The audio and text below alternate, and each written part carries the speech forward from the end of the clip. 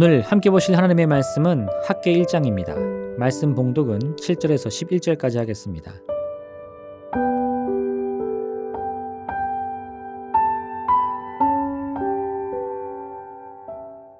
만군의 여호와가 말하노니 너희는 자기의 행위를 살필지니라.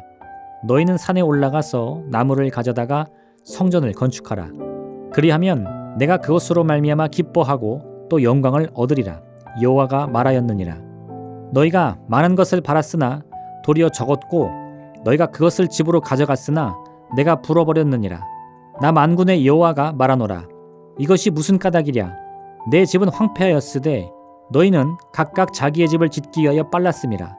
그러므로 너희로 말미암아 하늘은 이슬을 그쳤고 땅은 산물을 그쳤으며 내가 이 땅과 산과 곡물과 새 포도주와 기름과 땅의 모든 소산과 사람과 가축과 손으로 수고하는 모든 일에 한죄를 들게 하였느니라.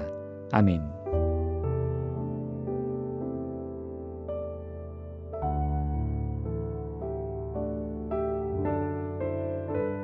학개라는 이름은 절기에 태어난 사람이란 뜻을 가지고 있습니다.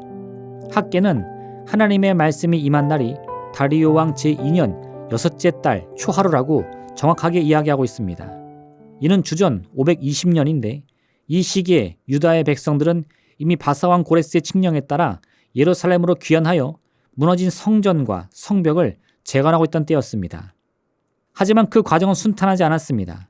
이미 황폐화된 예루살렘에서의 정착은 생각만큼 쉬운 일이 아니었습니다.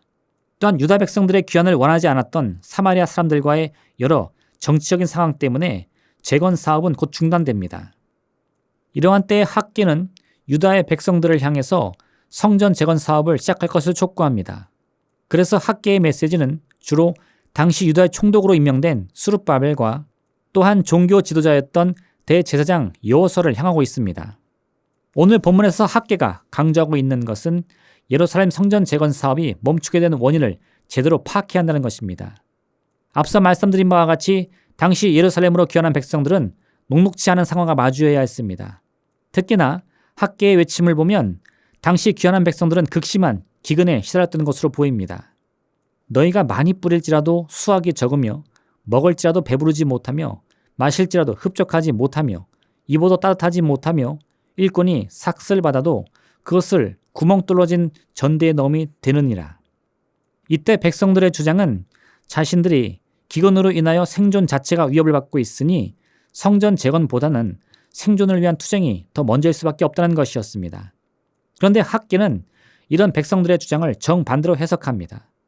지금 예루살렘의 상황은 기근이 들어서 어쩔 수 없이 생계를 위한 일에 집중해야 될 때가 아니라 기근 그 자체가 하나님의 일을 소홀히 한 유다 백성을 향한 하나님의 경고라고 말입니다. 너희가 많은 것을 바랐으나 도리어 적었으며 너희가 그것을 집으로 가져갔으나 내가 불어버렸느니라. 만군의 여호와가 말하노라. 이것이 무슨 까닭이냐. 내 집은 황폐하였으되 너희는 각각 자기의 집을 짓기 위하여 빨랐음이라. 마태복음 6장 33절은 그런즉 너희는 먼저 그의 나라와 그의 의를 구하라. 그리하면 이 모든 것을 너희에게 더하시리라 말씀합니다. 사실 우리는 이 말씀을 오해해서는 안 됩니다. 이 말씀은 삶의 매 순간에 먹고 마시는 일은 뒤로 미루고 오직 하나님의 일을 우선시하면 다른 모든 것은 하나님이 자동으로 채워주신다는 의미가 아닙니다. 만약 그렇다면 성경은 우리에게 모든 노동을 그치고 오직 하나님의 사업에만 집중하라고 말씀할 것입니다. 하지만 성경의 다른 구절들에서는 사람이 힘써 일하고 땀을 흘리는 것이야말로 하나님께서 원하시는 삶의 방법이라고 말씀하고 있습니다. 사람마다 먹고 마시는 것과 수고함으로 낙을 누리는 그것이 하나님의 선물인 줄 또한 알았도다. 모든 수고에는 이익이 있느니라. 입술의 말은 궁핍을 이룰 뿐이니라. 그럼 어째서 학개는 모든 생업을 뒤로 하고서라도 하나님의 성전 재건을 서둘러야 한다고 말했을까요? 왜 하나님께서는 학개를 통해 멈춰버린 성전 재건을 다시 시작하라고 말씀하셨을까요? 이는 당시 바벨론에서 귀환한 백성들이 처한 특수한 상황 때문이었습니다. 유다 민족들은 이미 나라를 잃어버렸습니다. 이스라엘의 통치자는 바사의 왕으로부터 임명을 받은 분봉왕의 신분일 뿐이었습니다. 이런 상황에서 그들이 여전히 하나님의 백성 이스라엘로 남아있을 수 있는 근거가 무엇이었을까요? 그것은 말 그대로 그들 모두를 하나님께서 직접 선택했다는 믿음뿐이었습니다. 그런데 당장 나라는 외부로부터 침략을 당해서 멸망당하고 자신들의 실질적인 통치자는 유다의 왕이 아닌 바사의 황제였으니 실체적으로 스스로를 유다의 백성이라 주장할 만한 그 아무런 근거도 남아있지 않았습니다. 이런 상황에서 그들은 여전히 다른 민족과 구별하여 하나로 묶어주는 유일한 끈은 바로 하나님을 향한 믿음뿐이었습니다. 그리고 예루살렘 성전은 그 무엇보다 이러한 이스라엘의 신앙을 가장 잘 표현해주는 유일한 증거였습니다. 그래서 하나님께서는 학개를 통해 성전 재건을 서두를 것을 명령한 것입니다.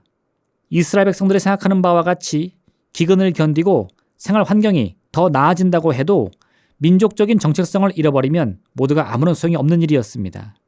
이스라엘의 존재 이유는 누구보다 앞서 하나님을 믿음으로써 하나님의 뜻을 온 세상에 전파하는 역할을 감당하는 것에 있었습니다. 그러니 만약 이스라엘 백성들이 나라를 잃었다고 해서 민족적인 정체성마저 다 잃어버린다면 하나님께서 아브라함을 택하여 새로운 민족을 만드신 그 목적이 실패로 돌아가게 되는 것이었습니다. 이러한 이유 때문에 하나님께서는 다른 모든 일보다 이스라엘을 확고히 붙들어줄 믿음의 기초를 세우는 일이 가장 중요하다고 말씀하신 것입니다. 물론 이를 위해서 백성들은 많은 희생과 헌신을 감수해야 할 것입니다. 그러나 하나님께서는 하나님의 섭리를 방해하는 모든 요소들은 하나님이 직접 해결해 주시겠다 말씀합니다. 왜냐하면 사실 이스라엘은 하나님의 뜻을 온전히 이룰 수 있는 힘을 가지고 있지 않았기 때문입니다. 이스라엘은 그저 하나님의 뜻을 믿고 순종하면 되는 것입니다. 그럼 그 이후의 일들은 하나님께서 직접 책임져 주시는 것입니다. 이러한 주님의 섭리를 올바로 이해한다면 그들은 어째서 이토록 힘들고 어려운 시기에 오히려 성전 재건에 더욱 힘을 쓰라고 했는지를 이해할 수 있게 되는 것입니다. 우리도 마찬가지입니다. 평소 우리는 우리에게 주어진 일상들에 늘 힘을 다하고 노력을 해야 합니다. 하지만 우리 손으로 해결하지 못할 너무나 큰 문제를 만나게 되면 이야기는 달라집니다. 우리 스스로 아무리 노력을 해보았자 해결하지 못할 문제라면 우리가 홀로 힘을 쓰고 노력을 한다고 해도 달라질 것은 없습니다. 그러나 바로 이때 우리의 일상을 잠시 멈추고 우리의 모든 관심과 삶의 초점을 하나님께 집중한다면 이제 하나님께서 우리의 진정한 인도자가 되어 주셔서 우리의 삶을 하나님의 뜻으로 이끌어 주시는 것입니다. 혹시나 지금 이 순간 여러분 스스로 감당하지 못할 문제로 인해 고민하는 분이 계시다면 오늘 이 말씀을 꼭 기억하시길 바랍니다. 문제가 크면 클수록 더욱더 하나님을 의지해 보시길 바랍니다. 하나님께서 우리의 참된 힘과 능력이 되어 주셔서 우리 모두를 반드시 승리로 인도해 주실 것입니다. 기도하겠습니다. 사랑의 하나님 아버지, 인생의 수고하고 무거운 짐들은 다 주 앞에 내어 맡기는 믿음을 갖게 하여 주옵소서.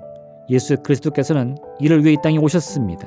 우리의 필요를 채우기 위해, 우리의 문제를 해결하기 위해 우리를 죽음에서 생명으로 구원하기 위하여 오신 것인 줄 우리가 바로 알게 도와주옵소서.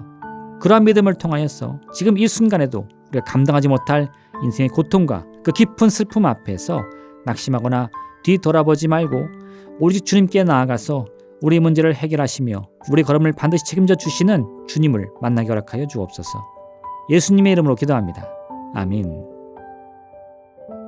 하늘에 계신 우리 아버지, 아버지의 이름을 거룩하게 하시며 아버지의 나라가 오게 하시며 아버지의 뜻이 하늘에서와 같이 땅에서도 이루어지게 하소서.